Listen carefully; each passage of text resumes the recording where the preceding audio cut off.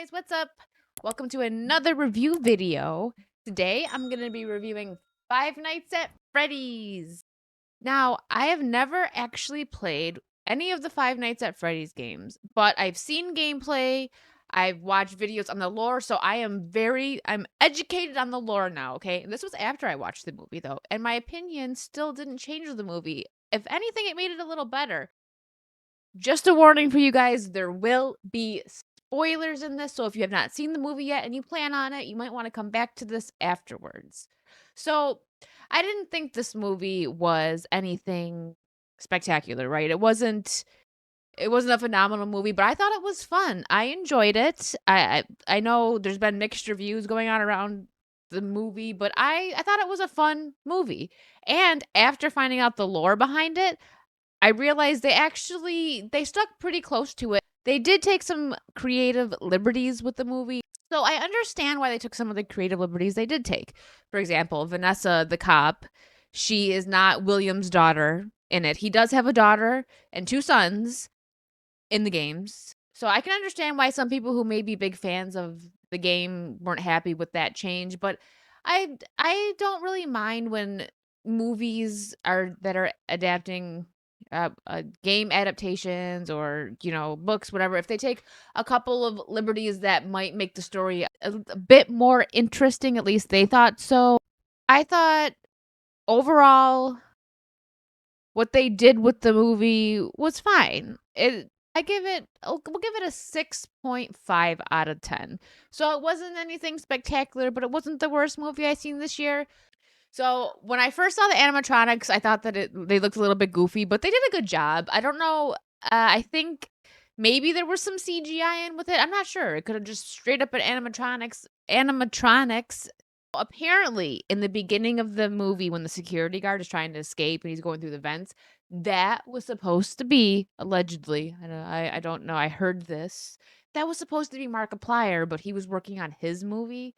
So he wasn't able to do that. That made me upset. I'm like, dang, that's the only person I've actually seen play Five Nights at Freddy's. That's how I know of the game. That's how a lot of people know of the game. I mean, he named his dog Chica after the bird or whatever chick in the animatronic. So that was disappointing when I found that out. And to think that it was such a small role, and so he really couldn't just come do that. But it's okay. We got Matt Pat, who's a big Five Nights at Freddy's fan. That I wasn't expecting that. I'm surprised I didn't get that spoiled. It was kind of just like a dorky little cameo.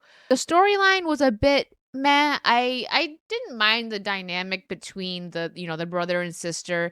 That was kind of interesting. And the story with his brother getting kidnapped and then eventually is found out that William, the owner of the Freddy's pizzeria, he was the one that did it and killed them. That was you could kind of see it coming. Like their foreshadowing wasn't very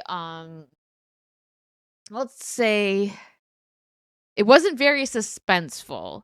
I loved that Matthew Lillard was in this. When Mike's going for the job and Matthew Lillard, William, is the one that's the hiring manager, the for careers, he definitely when he seems so like passionate, I guess, about the Freddy's Pizzeria when he's like, "Oh, it's not open anymore, but the owner is just very sentimental about it." And just the way that he was, you could tell right then I'm like, "Okay, he's going to be the owner." And I kind of, even though now again, I know the lore now, but I watched videos after to prepare myself for this video that I was making so I was more educated on the lore behind the games. So when I was watching the movie, I had no idea who Vanessa was or, if William had kids. I had no idea about what was going on with any of that. So I could tell they were going to make her his daughter. That wasn't, they didn't hide that very well. I guess if you were a fan of the game and you know all the lore before going into the movie, maybe that was a bit of a shock to you because in the games, Vanessa's just a cop. She's not related to the owner of Freddy's Pizzeria. So just the whole plot, I'll just run over it real quick for anybody who maybe doesn't know it and doesn't care to see the movie but might be a tad bit interested to hear. It's in the games, you're just a security guard trying to survive the Five Nights at Freddy's, right? You watch the security cameras and it's all this creepy stuff going on. The animatronics are alive and they can kill you. But the lore behind it is that it's actually children's souls that are inside of it. It's really dark and sad, actually. Um, the owner, William, was just a psycho. So William discovered a way to bind the souls to the exoskeletons to get the animatronics to work without, this was back in the 80s, so there was no, AI robot stuff, none of that. It's where you could hide the bodies after they were killed. It's all very dark, okay? And that's what I meant when I said that they stuck to the lore in the movie. So I feel that they actually stuck pretty close to it. They changed a couple of things up, but like I said in the beginning of the video, I don't really have a problem with that. I did give this movie a 6.5 out of 10 because no, it wasn't anything spectacular, but it was still a fun time. And I understand why people really enjoyed it. And if you're a fan of Five Nights at Freddy's, I can understand why maybe you were a bit bothered by the changes as well. But me, I'm kind of in the middle, 6.5 out of 10. I wouldn't even say I would watch it again. Honestly, it wasn't a bad movie at all. There were a couple of parts that I found extremely goofy that made me just giggle with the animatronics. Like yes, they were creepy, especially the yellow bunny. Now, that part got me. That actually scared me. That was creepy. In the game, that's the creepiest animatronic that there is. But oh my goodness, when he came out,